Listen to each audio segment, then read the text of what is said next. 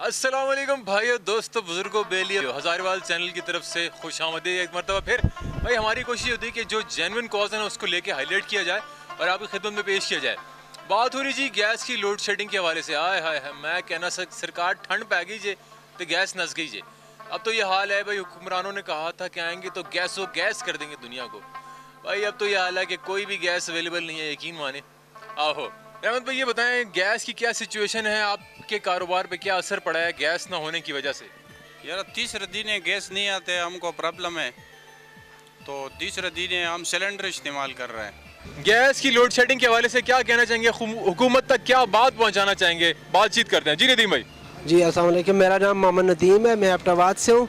हमें specially gas के हवाले से बहुत डिफ़िकल्टीज़ है और घरों में रात तकरीबन 12 बजे गैस आती है, उसके बाद खाना वगैरह पकता है। गरीब का चूल्हा मुकम्मल तौर पर बंद हो गया है। हुकूमत को हमने इसलिए वोट दिया था कि हमने तब्दीली के नारे पर वोट दिया था, तो हमें ऐसा अभी तक कोई तब्दीली ऐसी नज़र नहीं आ रही। स्पेशली गैस की लोड शेडिंग, बिजली की लोड शेडिंग, और इसमें जो है कि वो बिल उसी तरह आ रहे हैं जिस तरह रूटीन के मुताबिक। गैस की मुकम्मल लोड शेडिंग है, 12 बजे के बाद भी गैस पूरी घरों में भी नहीं होती। लेकिन ये तब्दीली तो आई है, अब कहाँ पे आई है ये चेक करते हैं। लो भाई, जहाँ घरेलू सार्फिन जो है मुतासर हो रहे हैं गैस न होने की वजह से, वहाँ स्टूडेंट्स का भी बुरा हाल है। मेरे साथ अजीज़ हैं और अजीज़ कहते हैं कि गैस की लोड शेडिंग ने हमारा बुरा हाल कर दिया, हम रोड पे आ गए हैं। तो इनसे बातचीत करते हैं। जी अजीज़, क्या कहेंगे? जी यही कहेंगे कि गैस की वजह से हम बहुत परेशान हैं आजकल, और अभी तो रात को हम स्टडी भी नहीं कर सकते। आजकल हमारे पेपर्स भी चल रहे हैं, तो रात के गैस की वजह से हम स्टडी भी नहीं कर सकते ना अब तो, और बहुत बुरा हाल हो गया गैस की वजह से। हमारी रोटियां नहीं बनती हैं, फिर जो हम गरीब लोग हैं क्या करें भाई? क्या मसला इन लोगों ने बनाया हुआ है? इमरान खान तो क्या करें भाई? गैस की बहुत ज़्यादा लोड शेडिंग है जी यार। जब सुबह यूनिवर्सिटी जाना होता है 8 बजे, तब भी गैस नहीं होती।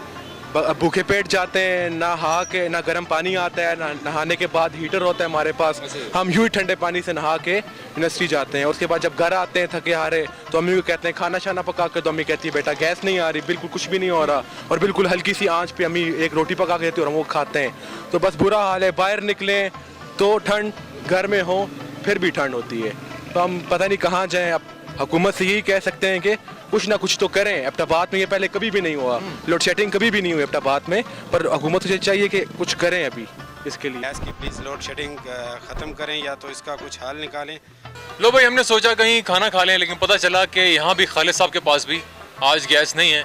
घरों की भी यही सिचुएशन है। पूछते हैं खालिद साहब से, क्या कहेंगे सर?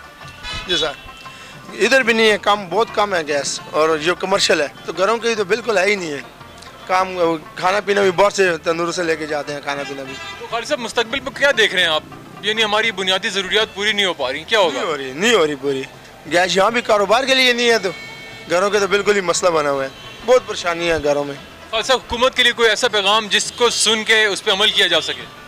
क्या बस सब ने नज़र आ रहा है जी, सब कुछ हुकूमत को नहीं नज़र आ रहा। आंधी तो नहीं है, वो भी देख रही है। तो खालिद साहब, मुझे ये बताएं कि कारोबार पे इसका असर क्या पड़ रहा है? मतलब कारोबार नहीं है तो क्या सोचा आपने कि क्या करना है ही नहीं है कारोबार, इसकी वजह से है ही नहीं है। गैस ना इधर, ये कमर्शियल लगी हुई है, देख लो उसके क्या जीरो है, बिल्कुल है। बिल्कुल जी, ऐसे ही है। हमने आगे देखा तो सिर्फ पानी उबल रहा था, और यानी इतना भी गैस नहीं है कि खाना पकाया जा सके।